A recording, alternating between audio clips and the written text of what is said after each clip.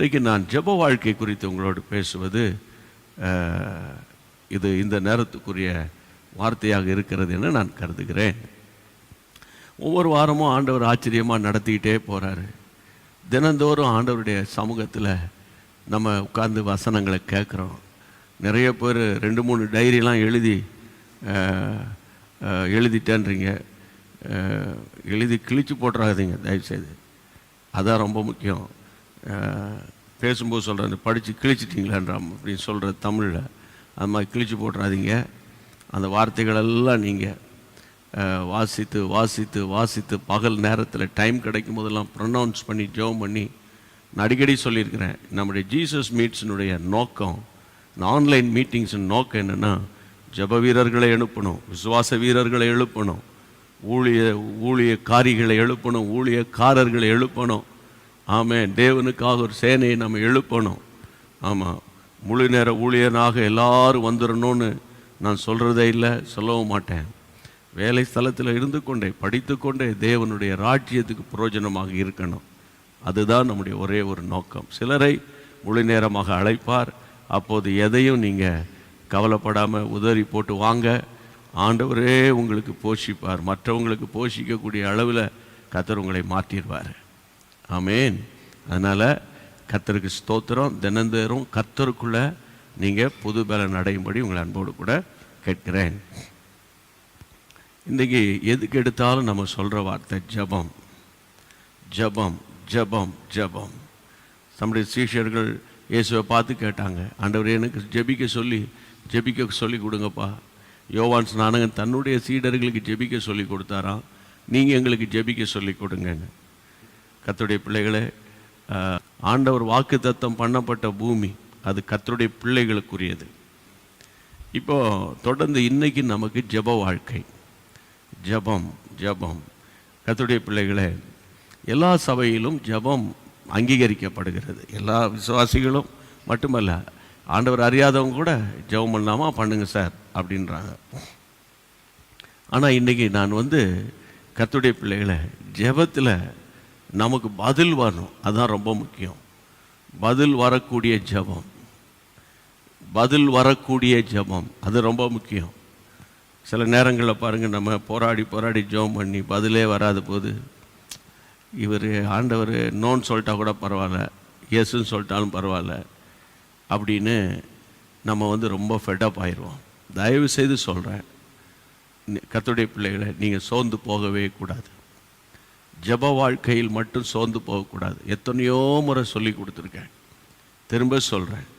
உங்கள் மேலே ஒரு பெரிய திட்டம் வைத்திருக்கும் போது உங்கள் ஜெபத்துக்கு பதில் வர்றது கொஞ்சம் டிலே ஆகும். ஏன் ஆண்டவர் தாமதிக்கிறாருன்னா, அந்த இடைப்பட்ட காலம் இருக்குல்ல, இன்னும் அதிகமாய் தேவனோடு நம்ம நெருங்கி பழகிறதுக்காக. எனக்கு அன்பான தேவனுடைய பிள்ளைகளே, அதனால் இன்றைக்கு ஜெப வாழ்க்கை குறித்து படிப்போம். ஒரு பாடம் போல் படிக்கலாம். கர்த்தருடைய பிள்ளைகளே, அதாவது 7 ரிசல்ட்ஸ் ஆஃப் ப்ரேயர், இது ரொம்ப முக்கியமானது. நம்ம எல்லாருக்கும் பரிச்சயமான வசனம் சங்கீதம் 65:2 வேதம் சொல்லுகிறது, தாவீது சொல்லுகிறார், சங்கீதம் 65:2, ஜெபத்தை கேட்கிறவரே மாம்சமான யாவரும் இடத்தில் வருவார்கள். ஒவ்வொரு பரிசுத்தவான்களும் ஆண்டவரை அழைக்கும் போது ஒவ்வொரு கோணத்தில் ஆண்டவரை பார்த்து அழைக்கிறாங்க. மகத்துவமும் பயங்கரமான ஆண்டவரே அப்படின்னு அழைப்பாங்க. சேனைகளின் கர்த்தாவே அப்படின்னு அழைப்பாங்க. அப்போது ஒவ்வொருத்தரும் ஆண்டவரை அட்ரஸ் பண்ணும்போது, இப்போ இக்காலத்தில் ஊழியர்களும் பாருங்கள், ஒரு பரிசுத்தம் உள்ள எங்கள் நல்ல பிதாவே அப்படின்னு, சிலர் அன்பின் ஆண்டவரே, நீங்கள் கூட ஜெபம் பண்ணும்போது பரிசுத்த பிதாவே. ஒவ்வொருத்தரும் ஒவ்வொரு ஆங்கிளில் ஆண்டவரை நம்ம பார்த்து அவரை அழைக்கிறோம். சிலர் கிருபை உள்ள நல்ல ஆண்டவரே, மகா பரிசுத்தம் உள்ள நல்ல ஆண்டவரே அப்படின்னு. அது ஒவ்வொருத்தரும் ஆண்டவரை அப்படி அட்ரஸ் பண்ணுறது போல் தாவீது இங்கே சொல்கிறாரு, என் ஆண்டவர் யாருன்னா, அவர் ஜெபத்தை கேட்கிறவர். ஜெபத்தை கேட்கிறவர். எல்லாரும் நீங்கள் வாய்த்தன்னு சொல்லுங்கள், ஜெபத்தை கேட்கிறவர். யாருடைய ஜெபத்தை கேட்பார் அப்படின்னு நீங்கள் ஒரு கேள்வி கேட்டிங்கன்னா, மாம்சமான யாவரும் உம்மிடத்தில் வருவார்கள். அதாவது நீங்களும் நானும் மாம்சமும் இரத்தம் உடையவர்கள், மனுஷர்கள். ஆண்டவரே, எல்லாரும் இடத்துல வருவாங்கப்பா, எல்லாருடைய ஜெபத்தை நீங்கள் கேட்பீங்கப்பா அப்படின்னு தாவீது சொல்கிறார். அப்போ எனக்கு அன்பான தேவனுடைய பிள்ளைகளே, நீங்கள் வந்து பாருங்கள், ஜெபத்தில் நீங்கள் நீண்ட காலமாக ஜெபிச்சிட்டு இருக்கீங்க ஒரு காரியத்துக்காகனா, ஒவ்வொரு ஆங்கிளில் ஜெபிச்சு பாரு. இப்படி ஜெபம் பண்ணலாம், சரி வரல. இப்படி ஜெபம் பண்ணலாம், சரி வரல. இப்படி ஜெபம் பண்ணலாம், சரி வரல. இப்படி ஜெபிச்சா வரும்னு சொல்கிறாங்க, அப்படி ஜெபம் பண்ணலாம், வரல. சரி, இப்படி ஜெபம் பண்ணி பார்த்தா ஆண்டவர் கிரியை செய்வான்னு சொல்கிறாங்க, இப்படி ஜெபம் பண்ணலாம். இப்போ பாருங்கள், இதோட டியூரேஷன்லேயே நீங்கள் பல கோணங்களை ஜெபம் பண்ணி ஒருவேளை உங்களுக்கு ஜெபத்துக்கு பதில் வரலன்னு சொல்லிகிட்டு இருந்தாலும், இன்னொரு பக்கம் அதாவது உங்களுடைய விசுவாச வாழ்க்கை, ஜெப வாழ்க்கை ஆண்டவருக்குள்ளே கட்டப்பட்டு கொண்டே வருகிறது. ஆமென். கையை வைத்து ஆண்டவர் ஸ்தோத்திரம் பண்ணுங்க. ஆண்டவருக்கு மகிமை உண்டாவதாக. அப்போ இன்றைக்கு நான் உங்களோடு கூட என்ன பேசுகிறேன்னா, தெரிந்த வசனங்கள் தான், ஆனால் இந்த மணி நேரத்துக்குரிய வார்த்தைகள். ஏசாயா தீர்க்கதரிசியின் புத்தகத்தில் நம்ம வாசிக்கிற வசனம்னு கேட்டால் 40ஆம் அதிகாரத்தில் வேதம் சொல்லுகிறது. The book of Isaiah chapter 40 31ஆம் வசனம். கர்த்தருக்கு காத்திருக்கிறவர்களோ புது பலன் அடைந்து கழுகுகளைப் போல செட்டைகளை அடித்து எழும்புவார்கள். வாசிங்க.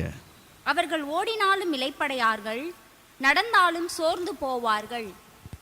இந்த இடத்துல கர்த்தருக்கு காத்திருக்கிறவர்களோ என்ற ஒரு வார்த்தையை நான் எப்படி சொல்ல விரும்புகிறேன் அப்படின்னு கேட்டிங்கன்னா, நான் ஒரு ஆசீர்வாதத்துக்காக ஜெபிக்கிறேன் என்றால் ஜெபம் பண்ணிவிட்டு நான் வெயிட் பண்ணுவேன். ஆமென். ஒரு பஸ்ஸுக்காக காத்திருக்கிறீங்கன்னா, அந்த பஸ்ஸு இத்தனை மணிக்கு வரும் அப்படின்னு சொல்லுவாங்க. முன்ன பின்ன ஆனாலும் நீங்கள் காத்திருப்பீங்க. ட்ரெயினுக்கு அப்படி தான், ஃப்ளைட்டுக்கு போனாலும் அப்படி தான் காத்திருப்போம். அன்பான தேவனுடைய பிள்ளைகளே, இங்கே வசனம் சொல்லுகிறது, கர்த்தருக்கு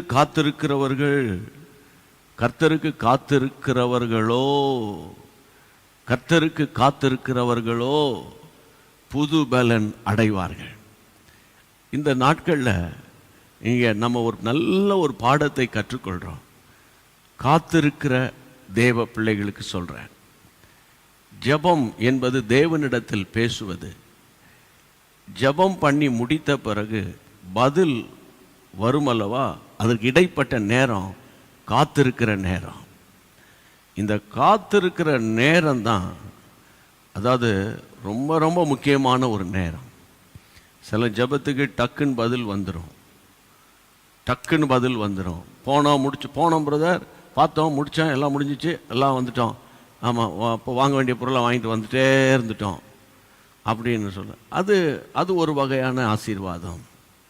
இன்னொரு காரியத்துக்கு பாருங்கள், கர்த்தருடைய பிள்ளைகளை, என்னுடைய ஊழிய அனுபவத்திலிருந்து நான் உங்களோடு பேசுகிறேன். நான் கற்றுக்கொண்டதிலிருந்து உங்களுக்கு கற்றுக் கொடுக்குறேன்.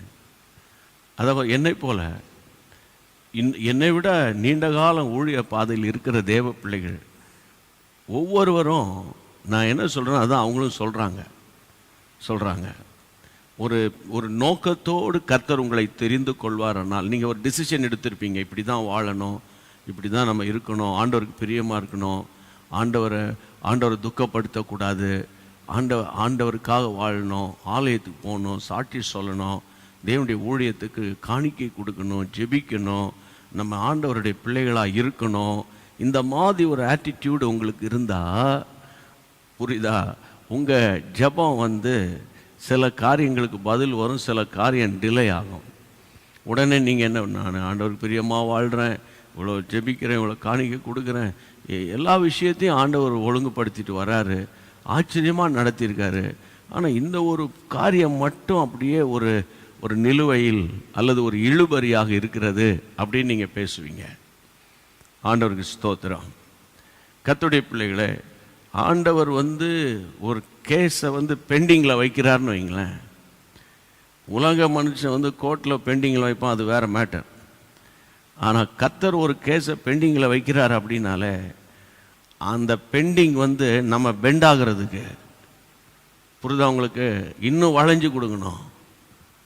அதுதான் ரொம்ப முக்கியம். தேவனே உம்முடைய சித்தம் என்னப்பா, உம்முடைய சித்தம் அந்த அந்த அந்த அந்த அந்த அந்த வெயிட்டிங் பீரியட் இருக்குல்ல, அந்த வெயிட்டிங் பீரியட். அப்போது அது ஏன் அந்த நம்ம அடிக்கடி பேசியிருக்கேன், எத்தனை ஊழியர்களும் பேசுவாங்க, நீங்களும் பேசுவீங்க, நீங்கள் நிறைய பிரசங்கம் பண்ணுறீங்க, நான் விசுவாசிக்கிறேன். அந்த இடத்துல கர்த்தருக்கு காத்திருக்கிறவங்களோ கழுகுகளை போல, காக்கா போல, குருவி போல, சிட்டுக்குருவி போல, மயிலை போல, குயிலை போலன்னு, கிளியை போல, லவ் பேர்ட்ஸை போல அப்படின்னு சொல்லாமல் கழுகை போல.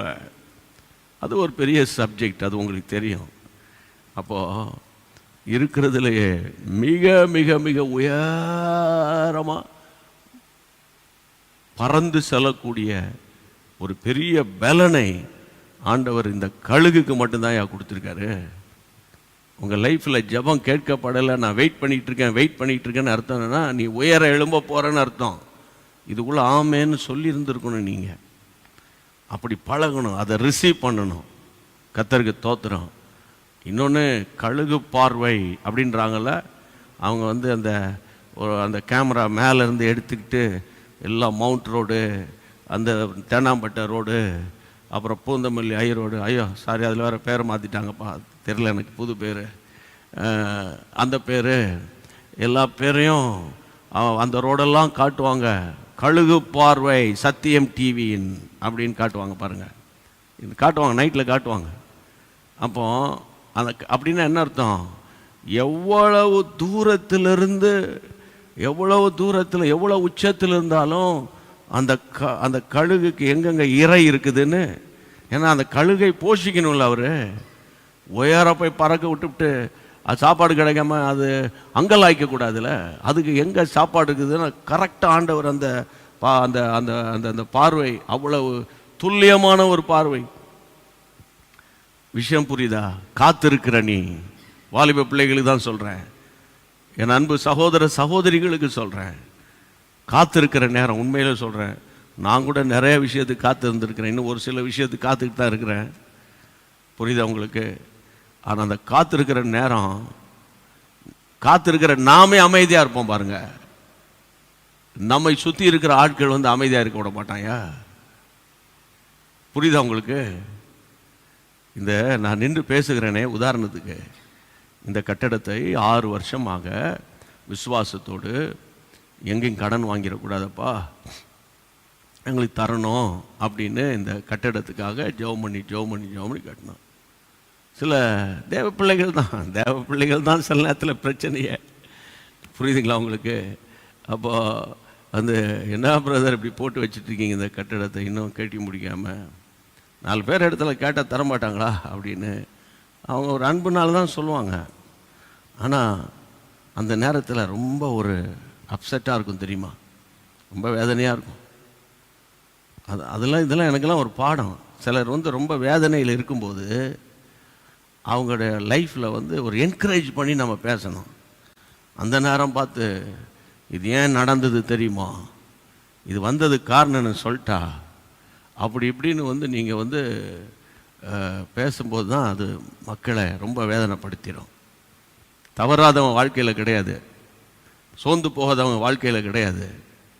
கர்த்தருடைய பிள்ளைகளை அவரை பார்த்தா தான் நம்புவேன், கையை போட்டால் தான் நம்புவனை நம்பி தான் சென்னை வரைக்கும் அனுப்பி வச்சுருக்கார் ஆண்டவர். என்ன சொல்கிறீங்க?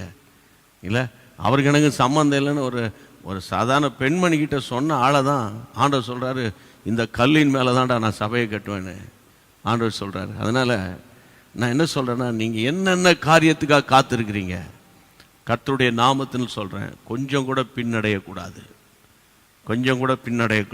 நீங்கள் விசுவாசி அல்லவா? விசுவாசி. கர்த்தருடைய பிள்ளைகளை, யூத ராஜசிங்கம் நம்மோடு கூட இருக்கிறாரு. பைபிள் சொல்லுது, அதாவது எந்த காரணத்தை முன்னிட்டும், அதாவது காட்டுக்கு ராஜா சிங்கம்தான். பெரிய பெரிய யானையோ பயங்கரமான ஒட்டக சிவிங்கியோ அதை விட காண்டா மிருகமோ கிடையாது. ஏன் சிங்கம் எந்த காரணத்தை விட்டும் பின்னடையாது. சிங்கம் எந்த காரணத்தை விட்டும் பின்னடையாது. அதனால தான் அது சிங்கத்துக்கு அதனுடைய ஸ்பெஷாலிட்டி. ஆனால் நான் சொல்கிறேன், தேவ கிருபையினால் நீங்கள் காத்திருக்கிற நேரம், பைபிள்லேருந்து எடுத்து காட்டுறேன் பாருங்கள். உதாரணமாக கலாத்தியர் 1 அதிகாரம் கலாத்தியர் 1ஆம் அதிகாரம் நீங்க எடுத்து திருப்பி பாருங்க, 17-18 வசனங்களை. எனக்கு முன்னே அப்போஸ்தலர்களானவரிடத்திலே எருசலேமுக்கு போகாமலும் அரபி தேசத்துக்கு புறப்பட்டு போய் மறுபடியும் தமஸ்கு ஊருக்கு திரும்பி வந்தேன். 3 வருஷம் சென்ற பின்பு பேதுருவை கண்டு கொள்ளும்படி நான் எருசலேமுக்கு போய் வாசியுங்கள், அவனிடத்தில் 15 நாள் தங்கியிருந்தேன். ஆமென். இன்னொரு வசனமும் நீங்க வாசிக்கணும். அப்போஸ்தலர், நீங்க திருப்பி பாருங்க, அப்போஸ்தலர் 9ஆம் அதிகாரம், 18ஆம் வசனம். உடனே அவன் கண்களில் இருந்து வாசியுங்கள், மீன் செதில்கள் போன்றவைகள் விழுந்தது. அவன் பார்வையடைந்து எழுந்திருந்து ஞானஸ்நானம் பெற்றான். பின்பு அவன் போஜனம் பண்ணி பலப்பட்டான். சவுல் தமஸ்குவில் உள்ள சீஷருடனே சில நாள் இருந்து தாமதமின்றி கிறிஸ்து தேவனுடைய குமாரன் என்று ஆலயங்களிலே பிரசங்கித்தான். பிரியமானவர்களே, கர்த்தர் அழைச்சிட்டாரு, அபிஷேகம் பண்ணிட்டாரு. எதற்காக உன்னை தெரிந்து கொண்டேன் என்று அனனியா மூலம் சொல்லிட்டாரு. கண்களும் அடைக்கப்பட்ட கண்கள் திறந்துருச்சு, அபிஷேகமும் கிடைச்சிருச்சு. ஆனால் அங்கே என்ன வாசிக்கிறோம்? தமஸ்குவில் உள்ள சீஷரோடு சில நாள் தங்குறான். அதான் ரொம்ப முக்கியம். இன்னொரு நான் கலாத்தியர் 1ஆம் அதிகாரத்திலிருந்து எடுத்து காட்டினேன். கர்த்தருடைய பிள்ளைகளை 17-18 வசனங்களில் 3 வருஷம் அரேபி தேசத்தில் போய் செட்டில் ஆகிட்டேன். 3 வருஷம் வெயிட் பண்ணிகிட்ருக்கார் தேவனுடைய நேரத்துக்காக. நீங்கள் நல்லா கவனிக்கணும். கிறிஸ்தவ வாழ்க்கையில் என்பது ஏதோ ஒரு கோயிலுக்கு போனோம், சாமி கும்பிட்டோம், சாமி நம்மளை ஆசீர்வாதம் பண்ணி அனுப்பிடுவார் அப்படின்னே நம்ம அப்படியே பழகிட்டோம் பாருங்கள்.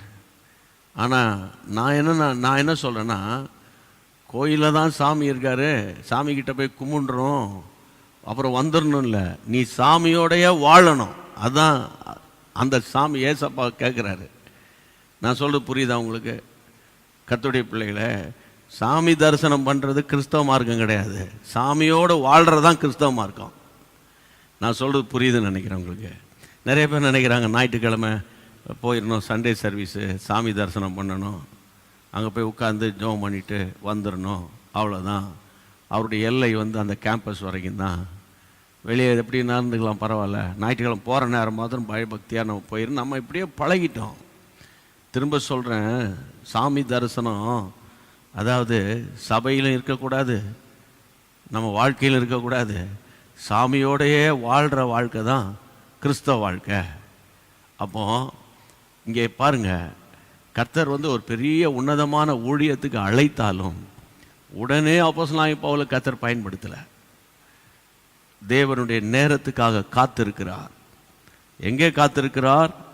கலாத்தியர் 1ஆம் அதிகாரத்தில் நம்ம வாசித்தோம். எந்த இடத்துல காத்திருக்கிறார்? அந்த வசனம் என்ன சொல்லுது? திரும்ப வாசிங்க. 17 கலாத்தியர் 1ஆம் அதிகாரம் 17ஆம் வசனத்தில் நம்ம வாசித்தோம். கர்த்தருடைய பிள்ளைகளே, வேதம் சொல்லுகிறது, எனக்கு முன்னே அப்போஸ்தலனாகிய எருசலேமுக்கு போகாமல் அரபி தேசத்திற்கு புறப்பட்டு போய் மறுபடியும் தமஸ்கு ஊருக்கு திரும்பி வந்த 3 வருஷம் 3 அரபி தேசம். நல்ல கவனிங்க. வில்டர்னஸ் பாதையில், வனாந்தரத்தின் பாதையில் அவர் வேதம் சொல்லுகிறது 3 days 3 years, not 3 hours 3 days கிடையாது, 3 வருஷம். சில நேரங்களில் சிலர்களை உயர்த்துவதற்கு சில ஆண்டுகள் ஆகிறது. ஊழியத்திலும் அப்படித்தான். ஆமாம், நீங்கள் 3 வருஷம் பைபிள் காலேஜ் படித்து முடித்து வந்தவுடனே உங்களுக்கு ரெவரண்டுன்னு ஒரு பட்டத்தை கொடுத்து ஒருவேளை அந்த கல்லூரி அனுப்பலாம். ஆனால் உடனே தூக்கி ஆண்டவர் எல்லாருக்கும் முன்னால் வைக்க மாட்டார். அதே போல தான் தொழில், அதே போல தான் தேவ பிள்ளைகள். தேவன் சில காலம் அவருடைய சமூகத்தில் காத்திருக்க வைக்கிறார் பிரியமானவர்களே. அதனால் இயேசுவின் நாமத்தில் சொல்கிறேன், இந்த காத்திருக்கும் போது ரொம்ப பிரச்சனை வரும். 1 சாமுவேலின் புத்தகம் 30ஆம் அதிகாரம் 4ஆம் வசனத்தில் நீங்கள் பாருங்கள். 1 சாமுவேலின் புத்தகம் 30ஆம் அதிகாரம் 4ஆம் வசனம் வாசிங்க. அப்பொழுது தாவீதும் அவனோடு இருந்த ஜனங்களும் அழுகிறதற்கு தங்களில் பலன் இல்லாமல் போகும் மட்டும் சத்தமிட்டு அழுதார்கள். தாவீதின் 2 மனைவிகளாகிய, இருங்க போதும், நீங்க வாசிக்க வேண்டியது 6ஆம் வசனம். தாவீது மிகவும் நெருக்கப்பட்டான். நீங்க நல்லா கவனிக்கணும், இதை கொஞ்சம் இமேஜின் பண்ணி பாருங்க. அதாவது தாவீது அவனும் ஜனங்களும் அழுதாங்களாம். பலன் இல்லாமல் போக மட்டும் சத்தமிட்டு அவங்க அழுதாங்க. 6ஆம் வசனத்தில் சொல்லியிருக்கு, தாவீது மிக மிக நெருக்கப்படுறான். தாவீதுக்கு ஒரு பக்கம் அழுக, கண்ணீர், ஃபேமிலி எல்லாம் போயிருச்சு, இழப்பு. இதை அது பாருங்கள், வேதம் சொல்லுகிறது அவனை கல்லறியணும்னு சொல்லி ஜனங்க சொல்கிறாங்க, பேசுகிறாங்க. தாவீது 6ஆம் வசனத்தின் கீழே வாசிக்கிறோம், தன் தேவனாகிய கர்த்தருக்குள்ளே தன்னை திடப்படுத்தி கொண்டான். இன்றைக்கு காத்திருக்கிற பிள்ளைகளை, என் மகனை ஆண்டவர் ஆசீர்வதிக்காமல் இருக்கார், அவன் குடியை விடாமல் இருக்கான், என் பிரதர் குடிகாரனாக இருக்கிறான், அவன் இன்னும் குடியை விட்டு வெளியே வராமல் இருக்கான், அல்லது என் பிள்ளைகள் இன்னும் மனம் திரும்பாமல் இருக்கு, அல்லது என் வீட்டில் ஒரு அற்புதம் நடக்கலை, ஒரு சுகம் வரல அப்படின்னு நீங்கள் ரொம்ப அழுது அழுது அழுது புலம்பிக்கிட்டு இருந்தா, இன்றைக்கு ஆண்டவருடைய நாமத்தினால இங்கே பாருங்கள், இந்த வார்த்தையை சொல்லுது. தாவீது கர்த்தர் தானே அபிஷேகம் பண்ணார். தாவீது கர்த்தர் தானே அபிஷேகம் பண்ணார். தாவீதின் மேலே ஒரு பெரிய மாஸ்டர் பிளான் ஆண்டவருக்கு. ஆனால் அந்த தாவீதும் சில நாட்கள் நெருக்கப்படுறான், சில காரியத்தில் நெருக்கப்படுறான். வசனம் சொல்லுகிறது, அந்த நெருக்கத்திலேயே வாழ்ந்து வாழ்ந்து வாழ்ந்து அப்படியே போயிட்டான் கல்லறைக்கு. அப்படின்னு இல்லை, ஒரு கட்டம் வரும்போது கர்த்தருக்குள் தன்னை திடப்படுத்திக்கிட்டான். அதனால தான் நான் உங்களுக்கு அடிக்கடி சொல்லி கொடுப்பேன், கர்த்தருக்குள் தேவனுக்கு சித்தம் இல்லாமல் நம்ம லைஃப்பில் ஒன்றும் நடக்கிறது இல்லை. ஓகே, ஜெபிக்கிற பிள்ளைங்க, விசுவாச பிள்ளைகளோடு நான் பேசுகிறேன் இப்போ. அதாவது தேவனுக்கு சித்தம் இல்லாமல் ஒன்றும் நடக்கிறது இல்லை, கர்த்தருக்கு தெரியாமல் ஒன்றும் நடக்கிறது இல்லை. ஆகவே அந்த நேரம் ஒரு பதட்டமாகவும் டென்ஷனாகவும் ஒரு ஏன்னா மனுஷன் தானே நம்ம. ஆனால் நம்ம சுதாரித்து, ஆமேன், கர்த்தருக்குள் நம்மை திடப்படுத்தி கொள்ளணும். அதுதான் ரொம்ப முக்கியம். காத்திருக்கும் போது வரக்கூடிய பிரச்சனைகளை தான் நான் உங்களோடு இன்னைக்கு பேசிக்கிட்டு இருக்கேன். கத்திரிக்க புதுப்பில் நடந்து கழுகு போல சொல்லிட்டு அப்படின்னு சொல்லிட்டு போகிறதுக்கு அதாவது 2 செகண்ட் ஆகாது. ஆனால் அதில் அவ்வளோ ஆழம் மறைஞ்சிருக்கு பிரியமானவர்களே. கர்த்தருக்குள் திடப்படுத்தி கொண்ட உடனே, எனக்கு அன்பான தேவனுடைய பிள்ளைகளே, 7ஆம் வசனம் 8ஆம் வசனம் வாசிங்க. தாவீது அமலேக்கின் குமாரனாகிய அபியத்தார் என்னும் ஆசாரியனை நோக்கி, வாசிங்க வேகமா, ஏபோத்தை என்னிடத்தில் கொண்டு வா என்றான். அபியத்தார் ஏபோத்தை தாவீதினிடத்தில் கொண்டு வந்தான். தாவீது கர்த்தரை நோக்கி, நான் அந்த தண்டை பின்தொடர வேண்டும், அந்த தண்டை பின்தொடர வேண்டுமா, அதை பிடிப்பேனா என்று கேட்டான். அதற்கு அவர் பின்தொடர், அதை நீ பிடித்து சகலத்தையும் திருப்பி கையை வை தலையிலையா சொல்லுங்க. இப்படி புலம்பிக்கிட்டே இருந்து புலம்பலா, ஆமாம் இவ்வளோ காலம் ஆண்டவர் ஏற்றுக்கொண்டு என்ன பிரயோஜனம், இப்படி குடும்பம்லாம் சிதறி போயிருச்சே, அப்படி அழுகையும் புலம்பலோடுமே அவன் லைஃப் போகலை. அவன் அழுதது உண்மை, புலம்பினது உண்மை. நீங்கள் அழுதது உண்மை, புலம்பினது உண்மை. ஆனால் இன்றைக்கு ஆண்டவர் உங்களுக்கு சொல்லுகிறார், கர்த்தருக்குள் உங்களை திடப்படுத்துங்க. இந்த பலவீனம் வரக்கூடாது, வந்துருச்சு, ஓகே வந்துருச்சு. ஆண்டவர் ஒரு நோக்கத்தோடு அனுமதிச்சிருக்கிறார். தோத்திரம் ஆண்டவரே, இந்த கஷ்டம் வரக்கூடாது, வந்துருச்சு. இந்த இழப்பு வரக்கூடாது, வந்துருச்சு. தோத்திரம் ஆண்டவரே, இதன் நிமித்தமாய் உம்முடைய நாமம் மகிமைப்படும்ப்பா. அப்படித்தான் தேவ பிள்ளைகளாகி நீங்கள் எடுத்துக்கொள்ளணும் பைபிள் சொல்லுது. அப்போ வசனத்தில் என்ன வாசிக்கிறோம்? தாவீது 6ஆம் அந்த வசனம், அதாவது 30ஆம் அதிகாரம் 6ஆம் வசனம் துவக்கம் நெருக்கத்தோடு ஆரம்பிக்குது. ஆனால் அந்த வசனம் முடியும் போது திடப்படுத்தி கொண்டான் முடியுது. அப்போ நீங்கள் நெருக்கத்தை பற்றியே பேசிகிட்டு இருக்காதீங்க. இப்படி பண்ணுறாங்க பிரதர், அப்படி பண்ணுறாங்க பிரதர், புருஷன் அடிக்கிறான் பிரதர். நீங்கள் இன்னைக்கு நேரத்தை அடிக்கிறான், அவன் தான் 25 வருஷமாக அடிக்கிறான். சிலர் திருந்தாத ஆட்கள் அவன் 25 வருஷமாக அடிக்கிறான். சிலர் சிலர் சகோதரர் சொல்லுவாங்க, அடிக்கலைன்னா அடிச்சுட்டா கூட பரவாயில்ல, அவன் பேசுகிற பேச்சை அப்படியே காது கொடுத்து கேட்க முடியாத அளவுக்கு அசுத்தமான வார்த்தைகளை பேசுகிறான். அவன் பேசுகிறான் நீங்கள் அங்கே சொல்லிட்டேன்னு தெரியுறீங்க. அவன் தான் லைஃபே அப்படி தானே இருக்குது, பேசிக்கிட்டு இருக்கான். ஆனால் அவனுக்குள்ள கிரியை செய்கிற ஆவியை நீங்கள் அடையாளம் கண்டுபிடிங்க. அதான் ரொம்ப முக்கியம். தாவீது கூட்டம் சேர்ந்து, ஐயோ ஆமாம் என் பிள்ளையை தூக்கிட்டு போயிட்டான், ஐயோ அப்பான்னு புலம்பும் அழுகை இருக்குது. ஆனாலும் அவன் கர்த்தருக்குள்ள தன்னை திடப்படுத்தின உடனே பாருங்க 7ஆம் வசனம், அபியத்தாரை பார்த்து சொல்கிறான் வசனத்தில், ஏபோத்தை கொண்டா, அதான் தேவ சித்தத்தை அறிகிறது. அப்போ நீங்கள், நான் ஒன்று சொல்கிறேன், இப்படி அழுதுகிட்டே புலம்பிக்கிட்டே இப்படி ஆகிப்போச்சு, அப்பா ஏசப்பா கைவிட்டாராப்பா, பிரதர் ஏன் பிரதர் ஜெபத்தை கேட்க மாட்டேன்றாரு, ஏன் பிரதர் இது இப்படி பண்ணிட்டாரு, இப்படியே நீங்கள் புலம்பிக்கிட்டு இருந்தீங்கன்னா, அதாவது தேவ சித்தத்துக்கு நீங்கள் போக முடியாது, நெக்ஸ்ட் லெவலுக்கு போக முடியாது, அடுத்த பாயிண்ட்டுக்கு போகணும். நம்ம ஆண்டவருக்கு மகிமை உண்டாவதாக. எனக்கு அன்பான தேவனுடைய பிள்ளைகளே, இன்றைக்கு நான் சொல்கிறேன் இயேசுவின் நாமத்தினால, அபியத்தாரை பார்த்து சொல்கிறான், நீ ஏபோத்தை கொண்டான். ஏபோத்தை கொண்டவொடனே தாவீதினுடைய அந்த அட்மாஸ்பியரே மாறுது, அங்கே இருக்கிற அந்த சூழ்நிலையே மாறுது. தாவீது கர்த்தரை நோக்கி அந்த தண்டை பின்தொடரலாமான்றான். அப்போ பாருங்க எவ்வளோ ஒரு அவனுக்குள்ள அந்த அத்தாரிட்டி வந்துருச்சு. ஆண்டவரே, அந்த அமலேக்கரை பின்தொடரலாமா? அவ்வளோ நேரம் புலம்பிக்கிட்டு இருந்தவன் இப்போ யுத்த வீரனாக மாறுறான் பாருங்க. அதுதான் அவன் வாழ்க்கை. அவனுக்குள்ள இருக்கிற இன்னர் மேன். உங்களுக்குள்ள ஒரு இன்னர் மேன் இருக்கிறான், அவன் பலசாலி. நீங்க பார்க்கறதுக்கு அப்படியே நீங்க 45 கிலோ 50 கிலோவிலே அப்படியே இருப்பீங்க, பார்க்கறது நொடிஞ்சு போய் அப்படியே தலையை தொங்க போட்டுக்கிட்டு இருப்பீங்க. வாழ்க்கையில தலை நிமிர்ந்து நடக்க முடியாம ஆகி போச்சேன்னு. உங்களுக்குள்ள ஒரு இன்னர் மேன், உள்ளான மனுஷன், உள்ளான மனுஷி இருக்கிறான். ஆமென். அப்ப இங்க பாருங்க, அவனுடைய அந்த சிஸ்டமே மாறி போச்சு. தாவீது அவ்வளவு நேரம் அழுதவன் அந்த ஏபோத்தை கொண்டு வந்து கர்த்தருடைய சத்தம் கேட்ட உடனே ஆண்டவரே நான் போலாமா வேண்டாமான்னு ஆண்டவர்கிட்ட என்கொயரி பண்றான். அதுதான் தாவீதின் ஸ்பெஷாலிட்டி.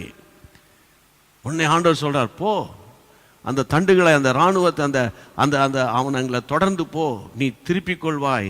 ஆண்டவர் சொல்றாரு, பிடித்து சகலத்தையும் திருப்பிக் கொள்வாய். இன்றைக்கு நான் 7 பாயிண்ட்டை பேசி முடிக்கணும்னு நினைச்சேன். ஆனால் ஒரு பாயிண்ட்ல ஆண்டவர் உங்களோடு பேசிக்கிட்டே இருக்காரு. நான் என்ன பண்றது? Don't worry. எதையெல்லாம் நீங்க இழந்தீங்களோ, சரியா, இழந்த சமாதானம், இழந்த நம்பிக்கை, எங்கள் நம்பிக்கை அற்று போயிற்று. பைபிளில் சொல்றாங்க இல்லையா, வாசிங்க அதை. அதாவது எசேக்கியேல் தீர்க்கதரிசியின் புத்தகத்தில் கர்த்தருடைய பிள்ளைகளே, இஸ்ரவேல் ஜனங்கள் சொல்லுவாங்க, எங்கள் நம்பிக்கையெல்லாம் அற்று போயிட்டாண்டவரே. ஆமென், பிரைஸ் தி லார்ட். கர்த்தருக்கு ஸ்தோத்திரம். 37ஆம் அதிகாரம் 11ஆம் வசனம்.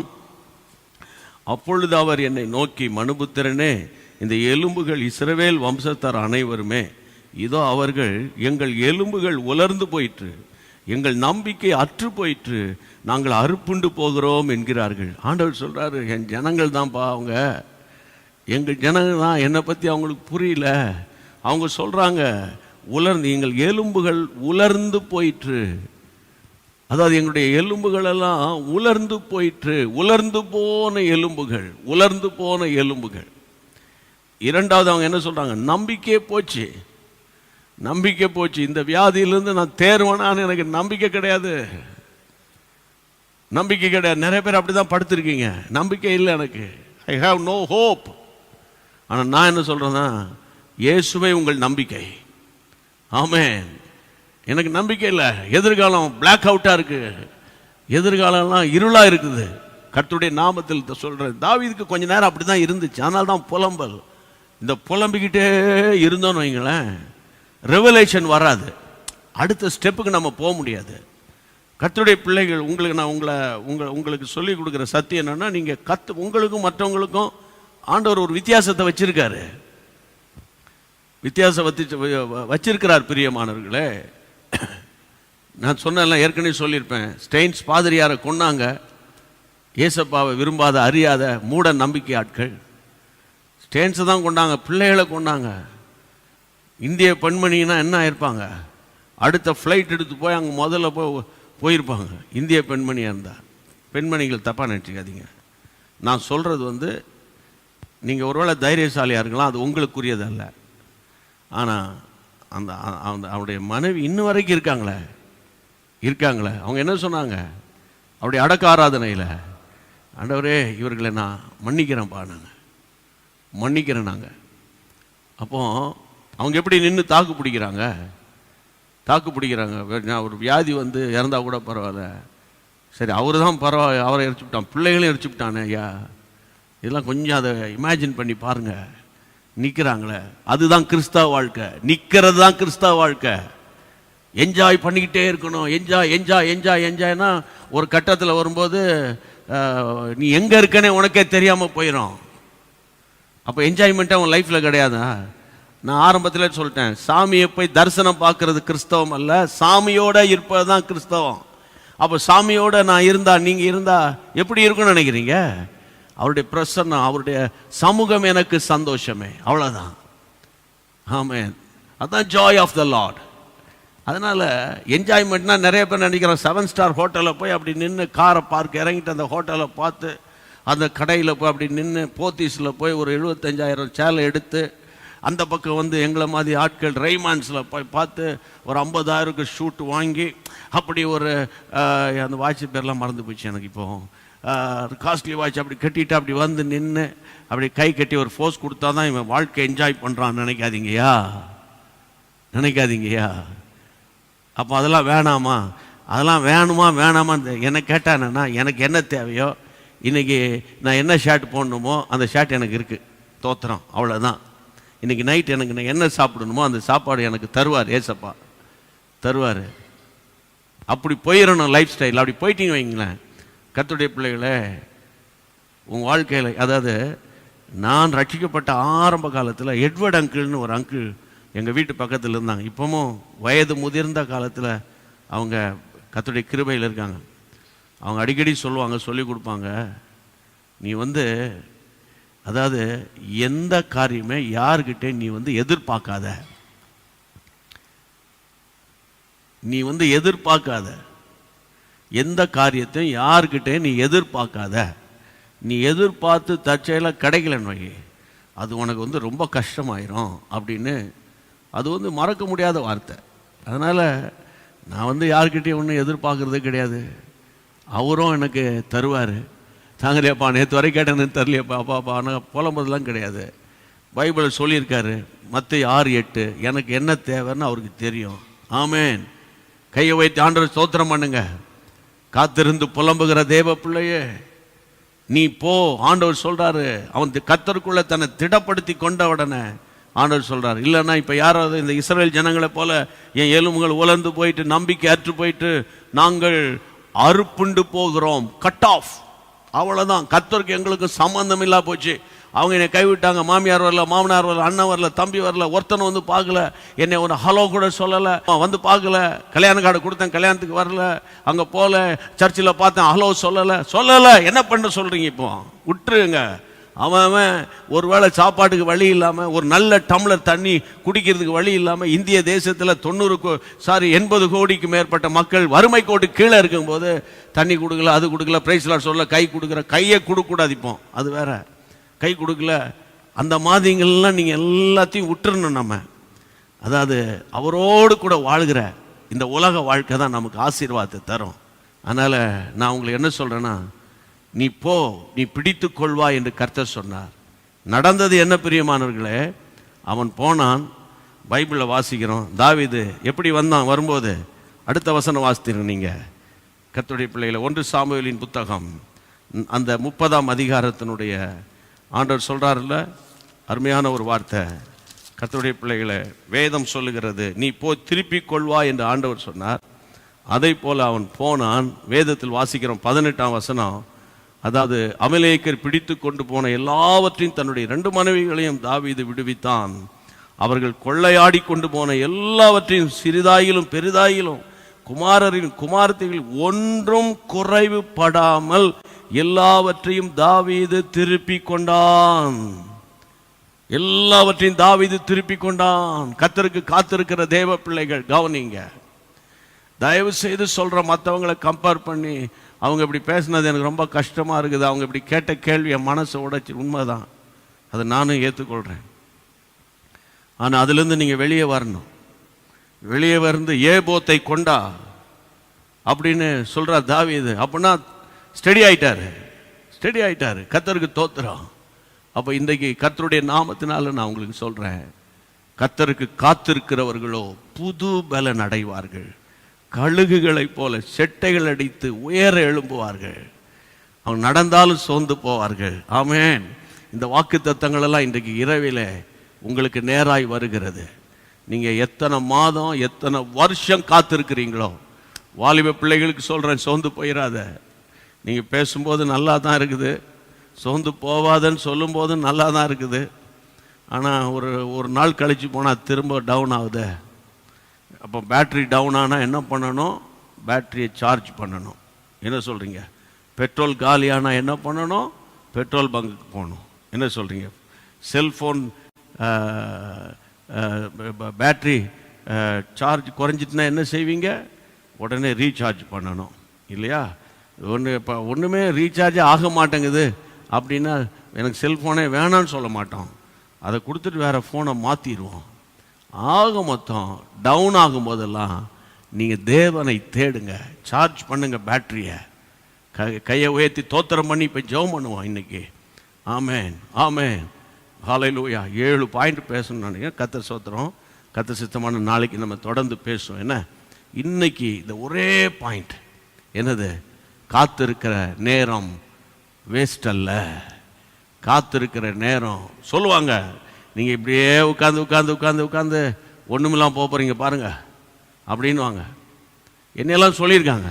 அதனால தான் நான் சொல்கிறேன், நீ கர்த்தர் செய்வார் கர்த்தர் செய்வார். எனக்கு 1981 ஏப்ரல் 14 இருந்து என்னுடைய அந்த லைஃப் ஸ்டைலே மாறிடுச்சு. அந்த வே ஆஃப் அந்த ஸ்பீக்கிங் இருக்குல்ல, அதுவே மாறி போச்சு. கர்த்தர் செய்வார், கர்த்தர் தருவார், கர்த்தர் கொடுப்பார், கர்த்தர் நடத்துவார். கர்த்தருக்கு தெரியும். இப்படியே தான் பேச்சு. ஏன்னா அதை விட்டா வேற பேச்சே தெரியாது வேற. ஆனால் வெட்கப்பட்டு போனோமா? இல்லையே. வெட்கப்பட்டு கர்த்தரை நம்புகிறவன் அசைக்கப்படாது இருக்கிற சியோன் பர்வதத்தை போல இருப்பான். பயப்படாதீங்க, நம் மீட்பர் உயிரோடு இருக்கிறார். கண்ண மூடி ஜெபம் பண்ணலாமா? Praise God.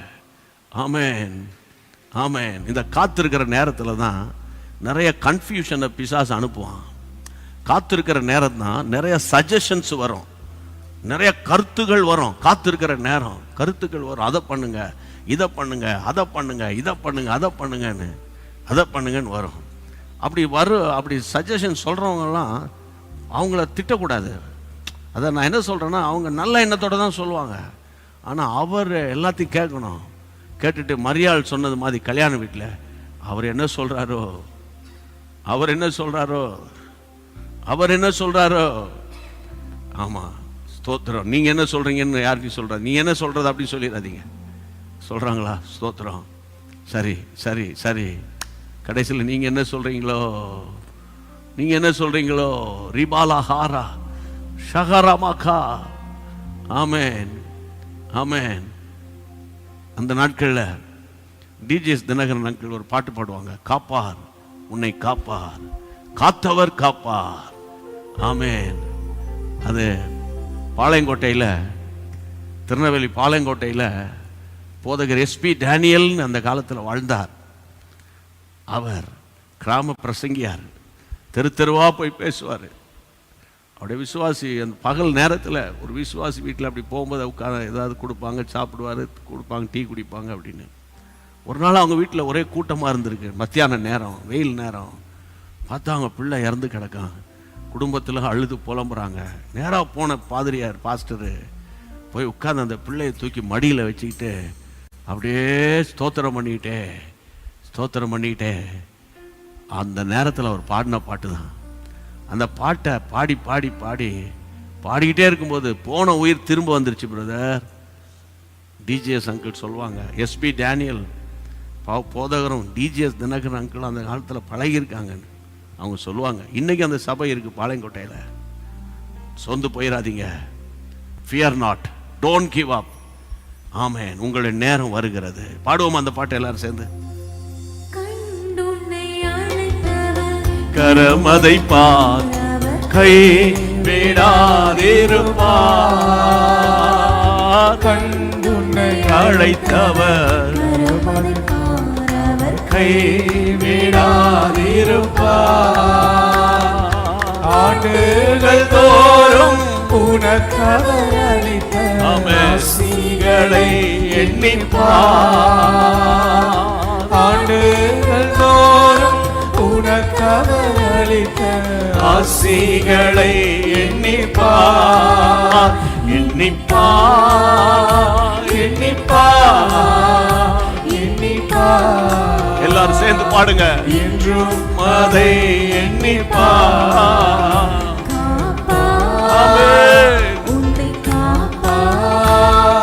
காத்தவர் காப்பா, இன்னும் இனிமேலும் காத்திடுவார்.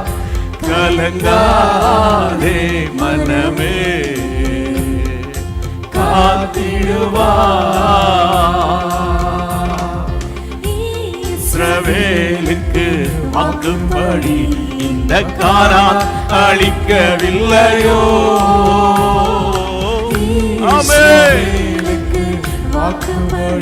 Thank you Lord. அளிக்கவில்லையோ? இப்போதும் இவர்களை மூலம் செய்வதென்றும் இன்னும் இறங்கவில்லையோ? இப்போதும் இவர்களை மூலம் செய்வதென்றும் இன்னும் இறங்கவில்லையோ? இல்லையோ, இல்லையோ, இல்லையோ, மனஸ்தாபம் கொள்ளவில்லையோ? மனஸ்தாபம் கொள்ளவில்லையோ? ஆமென். ஒவ்வொருவரும் கரங்களை தட்டி எங்களோடு சேர்ந்து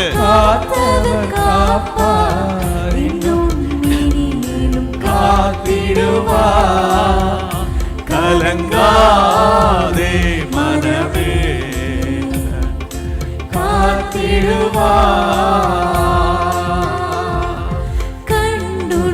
அழைத்தவர் கரம் அதைப்பார், ஆமென்.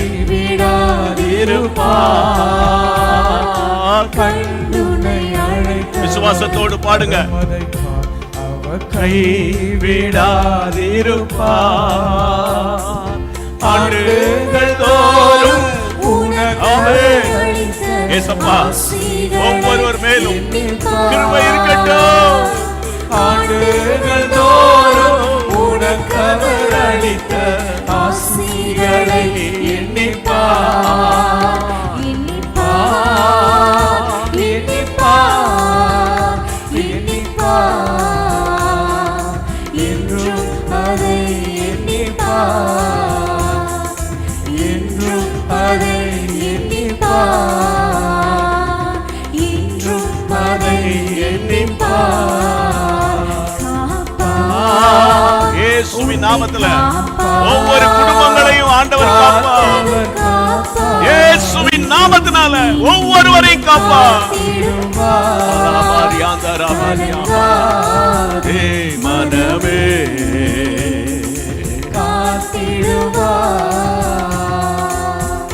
கலங்காதே மனமே, காத்திடுவார்.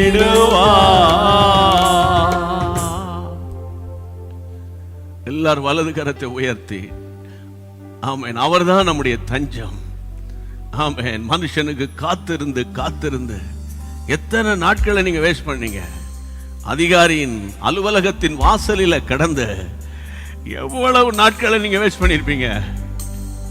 நண்பனுடைய வீட்டிலே போய் அல்லாவிட்டால் செல்போன்ல மணிக்கணக்காக நாள் கணக்காக பேசி எவ்வளவு நேரத்தெல்லாம் வேஸ்ட் பண்ணிருப்பீங்க? இன்றைக்கு கர்த்தருடைய நாமத்தில் சொல்றேன், தேவனிடத்தில் காத்திருக்கிற நேரம் வீண் போகாது. ஆமென், ஆமென், ஆமென். அவர் உங்களை காப்பார், அவர் உங்களை காப்பார். கர்த்தர் காப்பார்.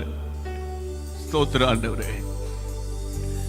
இந்த கடினமான நாட்களிலே ஆண்டவரே உம்முடைய பாதத்திலே நாங்கள் கண்ணீர் சிந்தி ஜெபம் பண்றோம்ப்பா. ஆண்டவரே, அன்றைக்கு எசேக்கியாவுக்கு 15 ஆண்டுகளை கூட்டுனீங்களப்பா. இயேசுவின் நாமத்தில் ஜெபிக்கிறேன் ஆண்டவரே, இயேசுவின் நாமத்தில் ஜெபிக்கிறேன் ஆண்டவரே. அற்புதத்தின் தேவனுடைய கரத்தில் ஆண்டவர் நீண்ட காலம் திருமணத்துக்காக காத்திருக்கிற பிள்ளைகளுக்கு ஆச்சரியமான ஒரு வாசல் திறக்கட்டும் அப்பா. ஆமென். ஆண்டவர் ஆச்சரியமான வாசல் திறக்கட்டும். தொழிலில் முடங்கி போனாங்களே, எங்க நிலைமை என்னாகும் என்று தடுமாறுகிற பிள்ளைகளுக்கு நீரே தஞ்சம். ஊழியர்களை வருகிற வாரங்களில் பாதுகாத்துக் கொள்ளுங்கப்பா. ஊழியக்காரிகளை பாதுகாத்துக் கொள்ளுங்கப்பா. விசுவாச குடும்பங்கள், ஜெபம் பண்ற குடும்பங்களை பாதுகாத்துக் கொள்ளுங்கப்பா.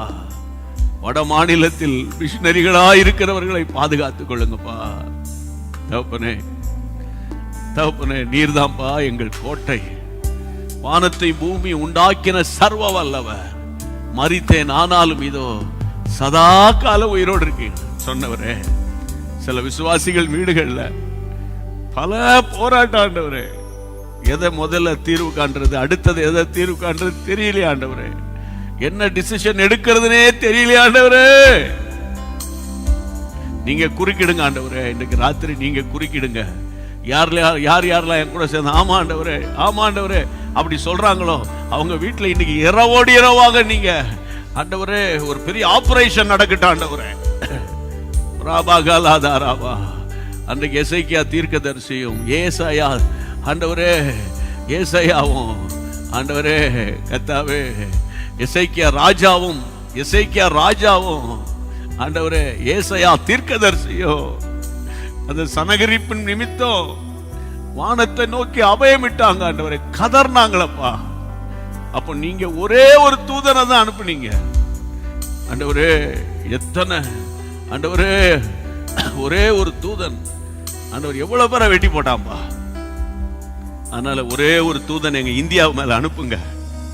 யார் யாருக்கு என்னென்ன அற்புதங்கள் வேண்டுமோ இந்தியாவில் இருக்கிற அத்தனை மாநிலத்துக்கு அனுப்புங்கப்பா,